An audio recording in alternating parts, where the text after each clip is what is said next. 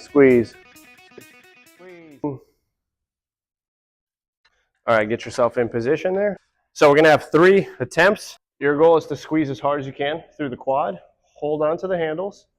Don't let your butt come up. You have up to 10 seconds to squeeze into it. So like ramp into it. Squeeze harder and harder and harder and harder. Okay? All right.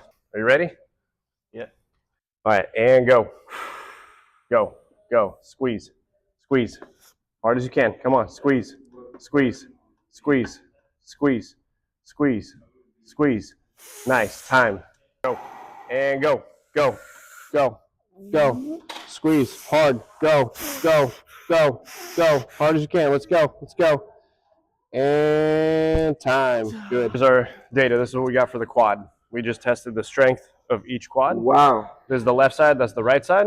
All right. And so when we identify, if we look at just the maxes, that was your max, and that was your max. Yeah, first one was It's called the LSI, the Limb Symmetry Index. To do 143 divided by 170. 143 divided by 170. I've already done the math, and that's roughly 84%. Okay. So what that means is the right quad has 84% of the strength compared to the left. So that's like a 16% difference, 16% deficit, you could call it, which is not bad considering where you're at with this process. In general, when you look at the strength and conditioning books and all that, they talk about you want to be within 20% for a safe return to practice, and then within 10% for a safe return to competition, because it's more intense in competition. Right. So you've been playing games with a 16% difference. Obviously it's doable. Obviously you got through the game, you didn't get hurt, but theoretically you're playing with a little bit of risk. So do your best to try to get within 10%. That's going to come from continuing to build quad strength on the right side.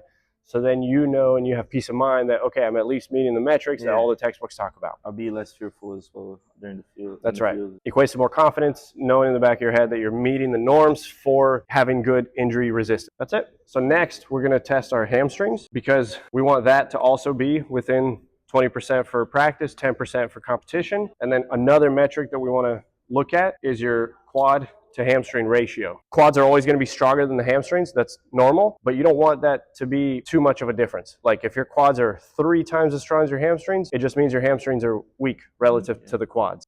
For males, we want that ratio to be 1.5. So like quads being 1.5 times stronger than the hamstrings, but not more, So because what that means is if you have that ratio is out of whack, if it's too big, the quads are way stronger compared to the hamstrings, sets you up for tearing your hamstring whenever you're sprinting. So that's what we're going to look at next. Cool? Yeah.